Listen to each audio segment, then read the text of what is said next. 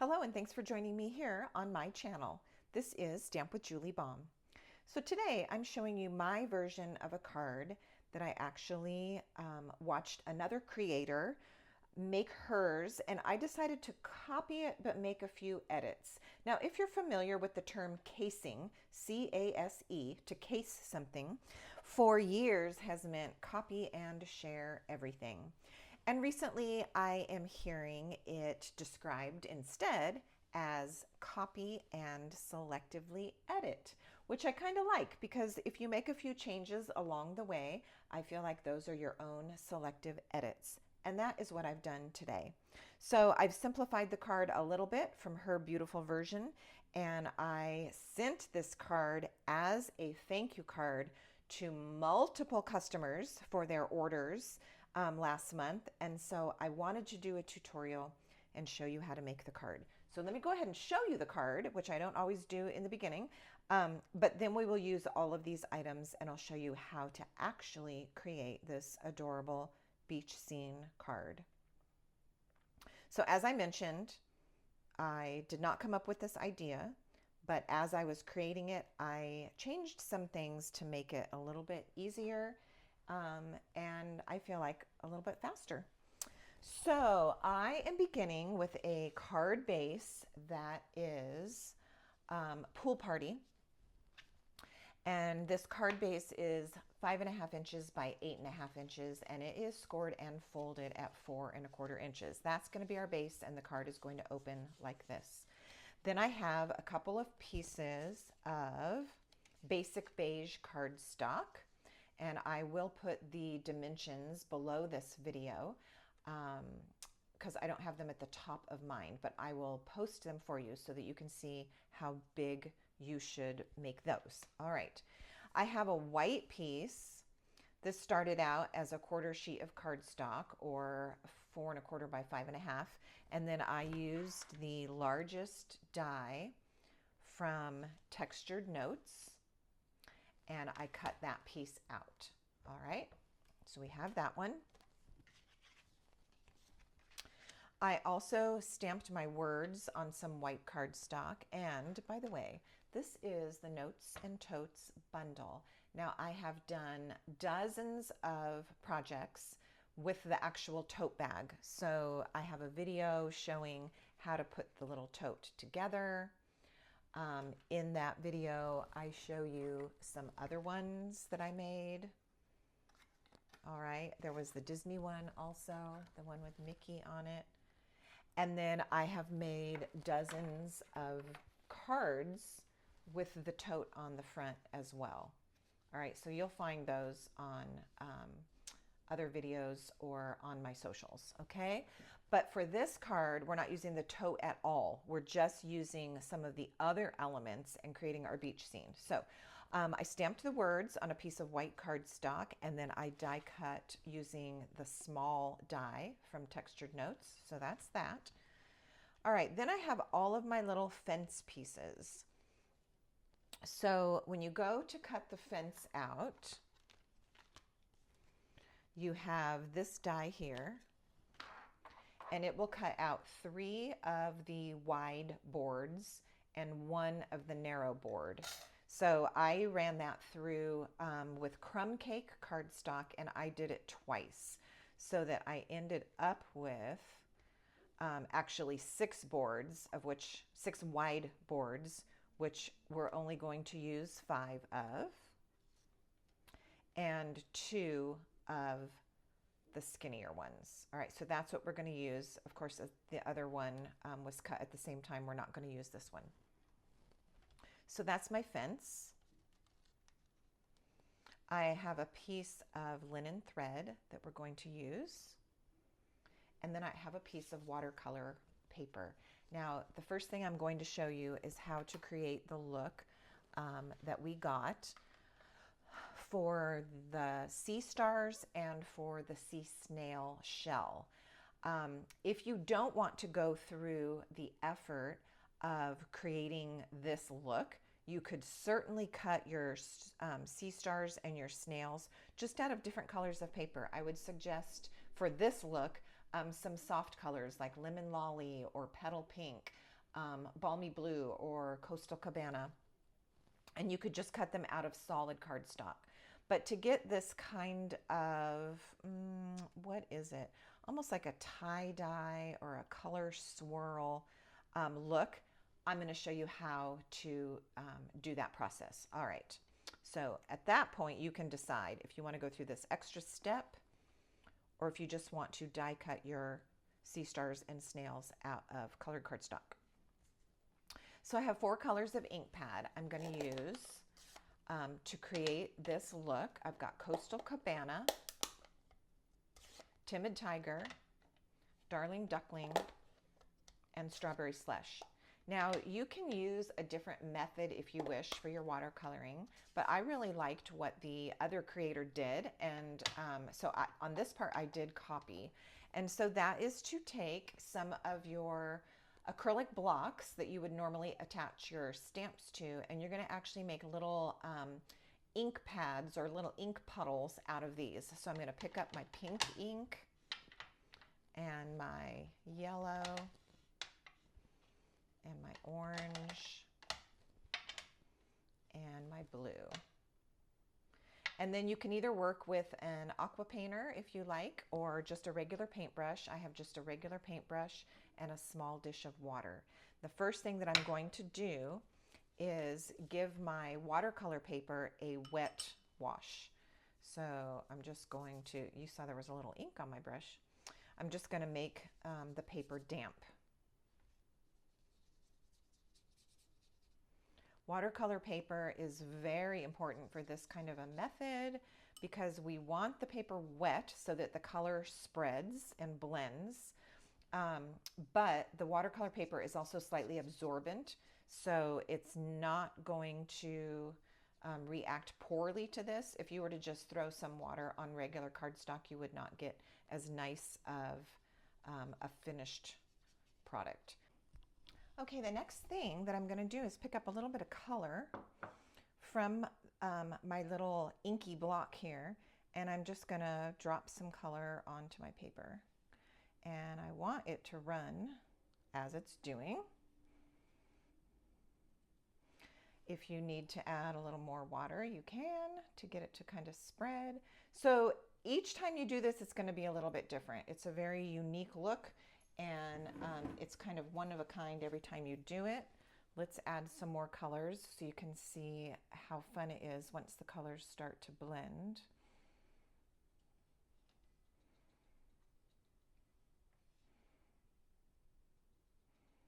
All right, so you continue in this fashion, just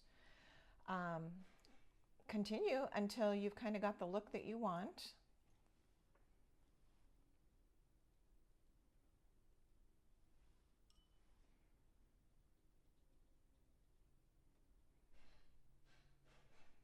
Where the colors touch, you're going to kind of get new colors. Where your blue and yellow come together, you're going to kind of get green, and so forth. So you can vary your colors, you can vary the amount of water, you just keep playing with it. I'm going to add a little bit of orange so you can just see the 4th color. My paper's a little bit drier right here, I can see that.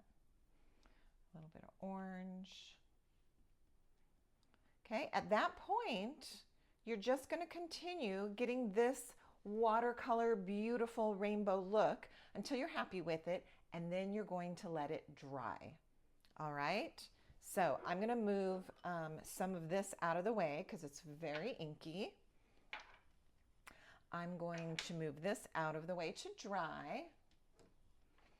And then as you can see, here is a piece that was completely dry, and then I took my sea star and the snail dies and cut out multiple pieces, and that is what gave me this beautiful collection of little elements. Okay, all right, so that's how we did it. Let's put the card together. The first thing I'm going to do is glue my white front panel right onto the card. There's nothing else that needs to be stamped on this or done with it, so it's ready to go onto the card.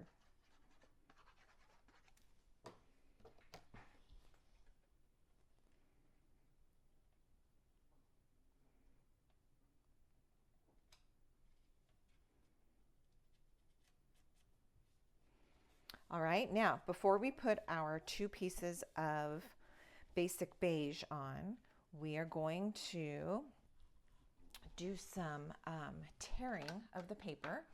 And so I want to leave them pretty much this width, and so I'm just going to tear off some of it, not too much, but I just want kind of a lumpy sand look. All right, so we're going to do that twice.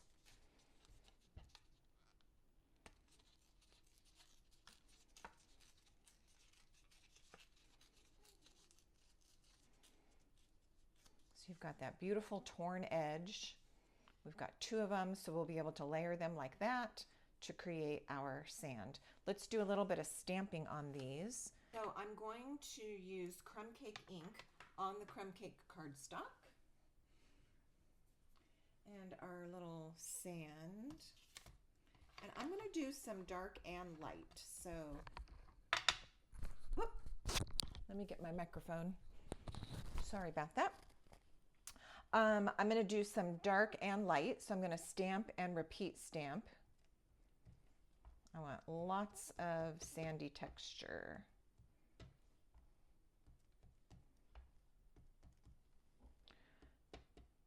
And we'll do this on both pieces that we already prepared.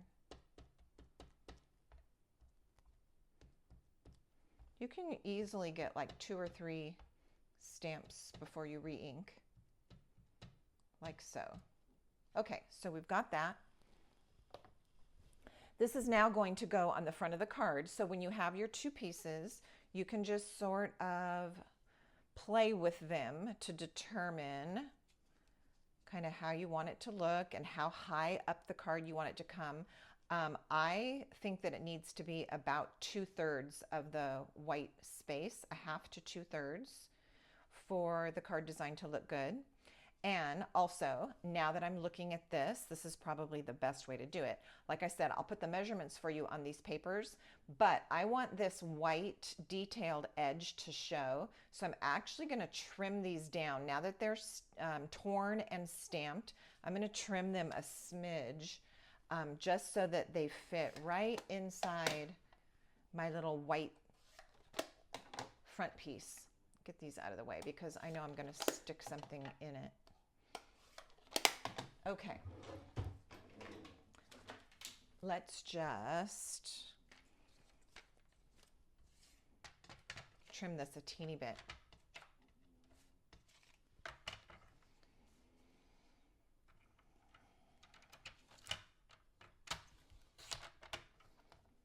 How did we do with eyeballing it? See, I want the white edge to show on both sides. Perfect. Okay, so it just needed to be like 1/8 of an inch shorter than I started with.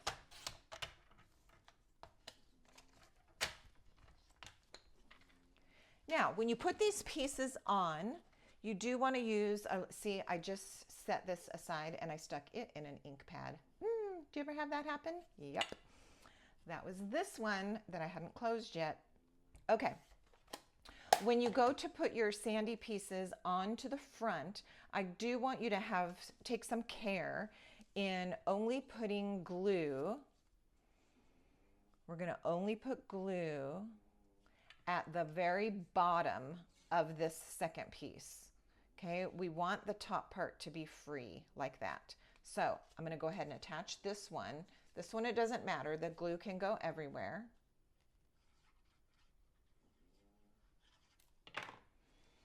And again, I'm leaving about that much space of white space. Everybody's is going to be a little bit different, and that is kind of the fun of it. All right, like that. And now when I go to put this one on, I just want glue on the 2 sides and the very bottom.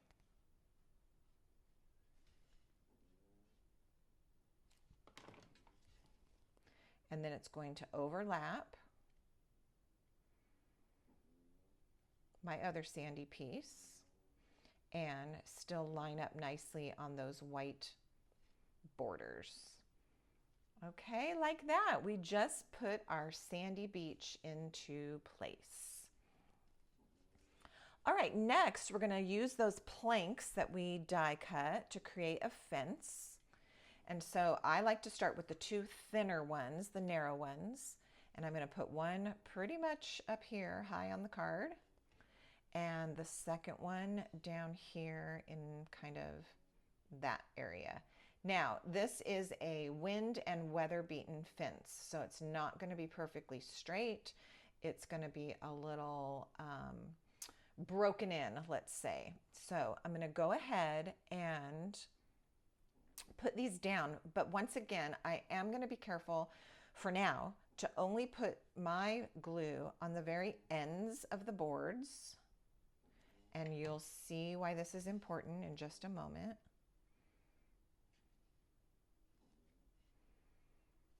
Okay, kind of like that. And same thing on this one.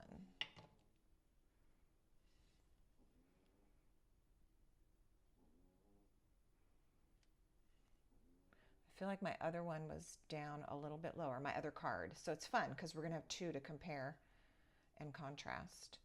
All right, so I've got those two in place. Now what we're going to do is we're going to slip our wide boards in here, creating our fence. We will need to trim the bottom of probably every single one of them.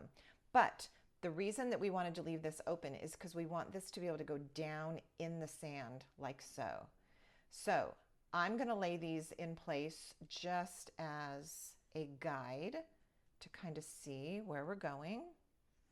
Again, I don't want them perfectly straight. I want them a little bit soft and kind of beat up.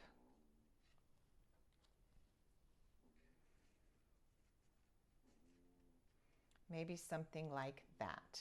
All right, so I'm going to take my scissors and trim. Now the other thing that I'm going to do that I thought makes this look really good, and that is I'm going to vary whether it goes behind or in front of the cross beams. So for instance, on this first one, it's going to be in front of this one, but I want it behind this one. So it's going to go in like that. Now I'm going to go ahead and glue it. Now that I see where it's going to go, I've got my plan. I'm going to put enough glue on here that it'll hold, but also not so much that it's going to glob on, because I do need to be able to slide this into place. So what did we say? I think we did behind the top one.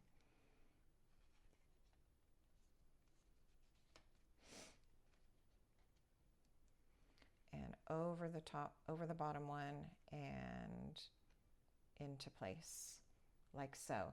Now that means that our second one is going to need to go behind the bottom board and in front of the top board. You see where this is headed. Okay, let's trim a little bit off of this one. Add our adhesive.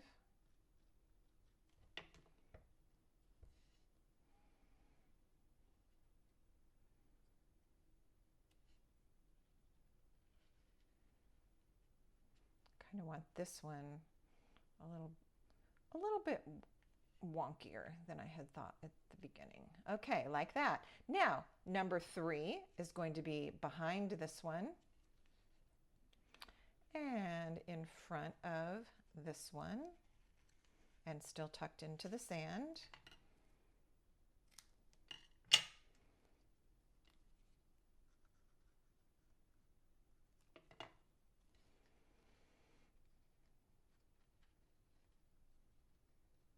Get it over that first bump of sand. There we go. Behind that and over this. We'll lean that one a little. I like it. Okay, here we go. Number 4.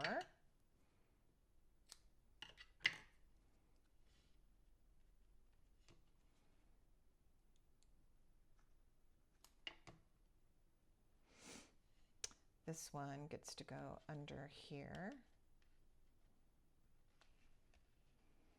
And I'll have it kind of leaning out. How's that look? And it's in front of the top board. So we've got our pattern. This board is going over, under, and number 5.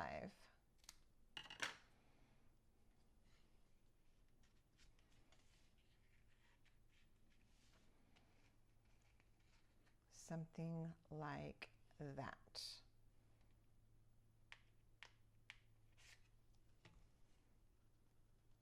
So it's kind of fun to do that little dry fit and see about where you want it before you actually tuck it into place.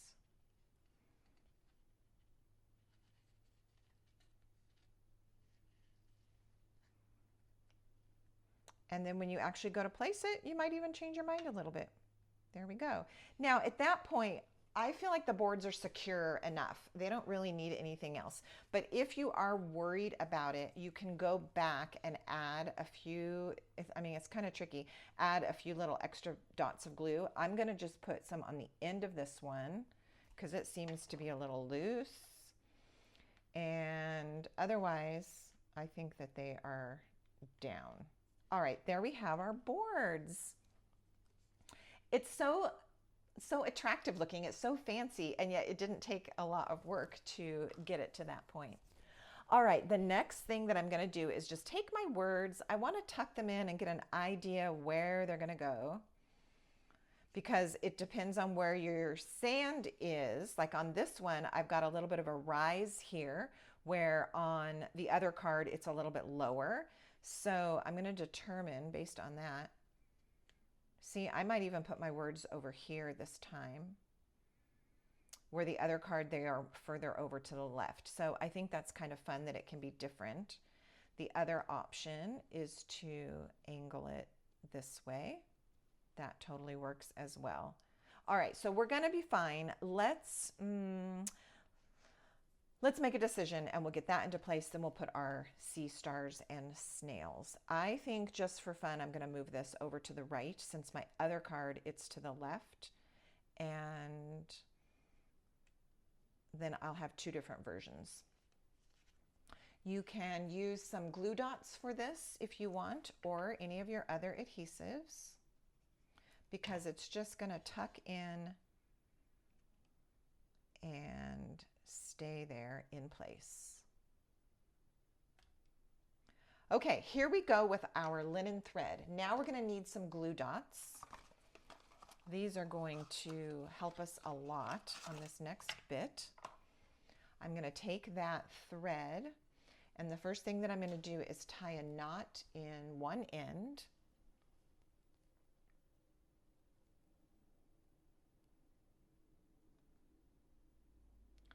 And position that knot as close to the end of the thread as I can.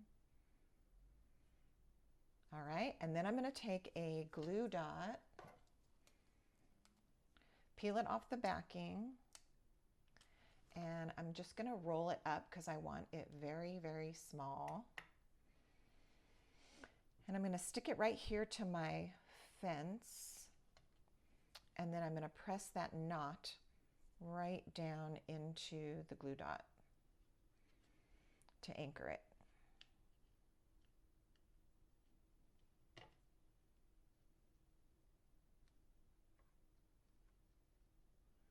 Okay, that's the beginning.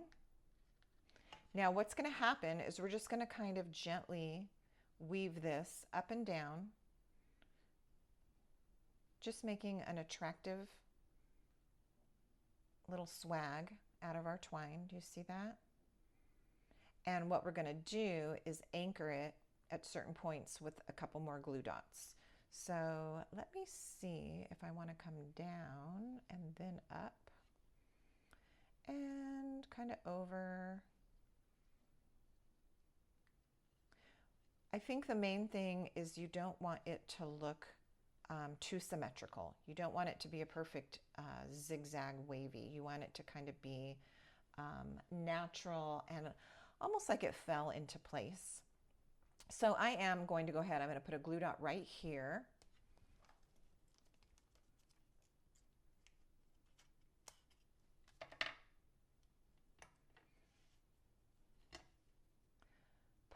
that twine down first before it takes its first little swag. Now, keep in mind, it's very possible that where your glue dots are is where you're going to end up putting one of your little sea stars. Because even though the glue dot is small, it still feels kind of tacky with the twine in there, the linen thread. So that's going to be a very natural place where we will probably put a sea star. Then I'll let this loop kind of like so and add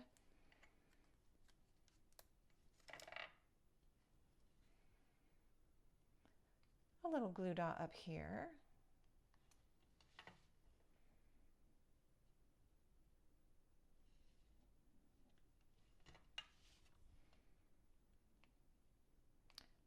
Each time you do it, it's going to be a little bit different and unique. And then it's going to come down. Oh yeah, let's bring that one way down. We'll put a dot down here.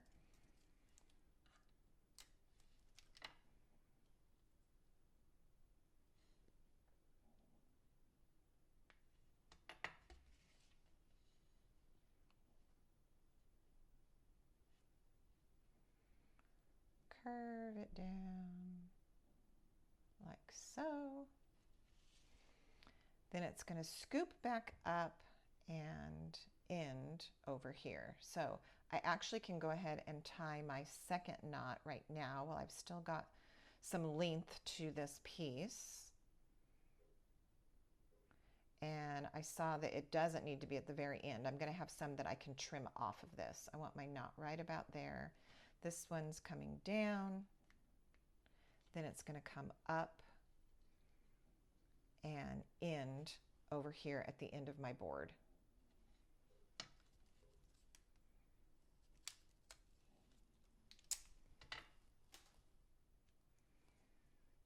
So up, down, little wavy line with your linen thread, and we'll put that last knot right at the dot, the knot at the dot. Okay, this can get trimmed like so. Now we're going to add our little sea stars, and even though these are kind of gooey in our little spots, I am still going to add a little bit of adhesive on here. Now, you could use more sea stars if you want. I'm only going to use 3. So I'm going to add a glue dot on the back of my star.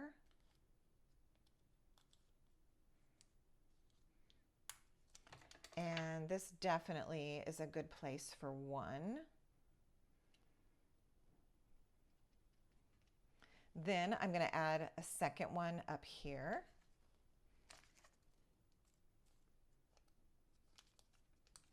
And I'm also going over the glue dot that's holding the twine down. Isn't that cute? All right, and then I want to find a star that maybe has a little bit of blue in it.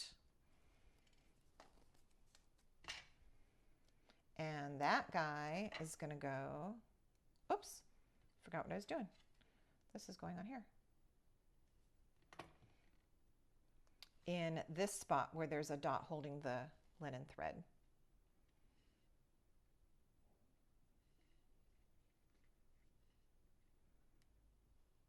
All right, so I just did not add anything here, but the knot is taking up a good amount of the glue, and likewise over here. You could add a 4th, and I might, or I might just leave it. What do you think? Should we add a 4th? I have one card with 3. I have a different card with 5. This one's going to have 4.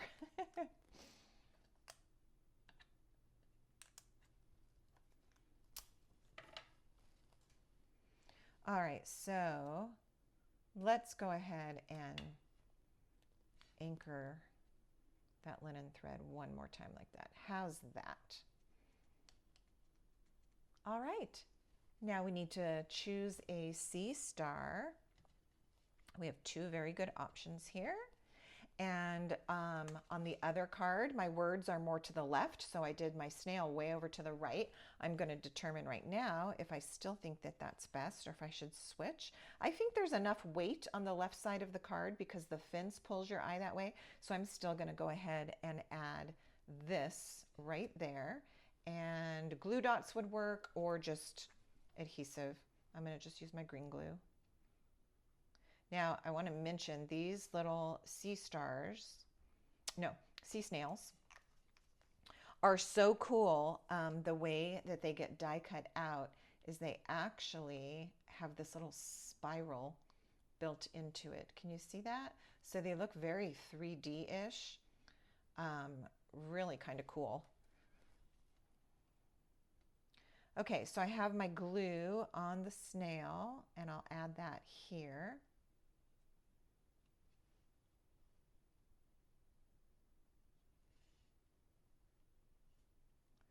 The last thing that I'm going to do is grab my Wink of Stella and give my snail shell a little wash of Wink of Stella, which of course this never really shows up on camera, but in person it does. This one actually needs to get a little primed. There we go. All right, so adding just a shimmer, and if you want to, you could add some shimmer to your sea stars as well.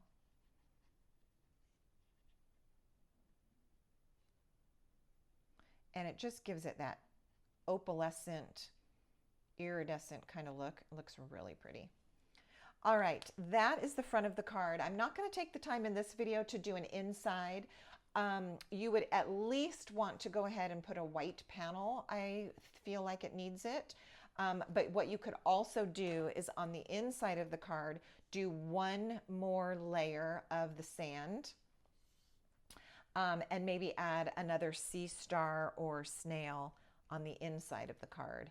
If nothing else, and you want to leave it blue, you could think about decorating the inside with some more of your die cut images. Before we completely wrap it up, I wanted to be sure and show you the other version. This is the one that you just saw me make. This is the earlier version that I made, and I duplicated this one multiple times and sent them out as thank you cards. So you can see with the 3 stars and the words over to the left is just slightly different than the one that we built today. That is our adorable beach scene card from Notes and Totes without using the tote at all, just the cute little beach fence. And I'm so happy that you tuned in for this tutorial today. If you have any questions, let me know. I love to hear from you, so do give me a thumbs up, leave a comment, and if you've not subscribed before, there's no good reason to not do that. Go ahead and subscribe, and I will see you next time. Bye.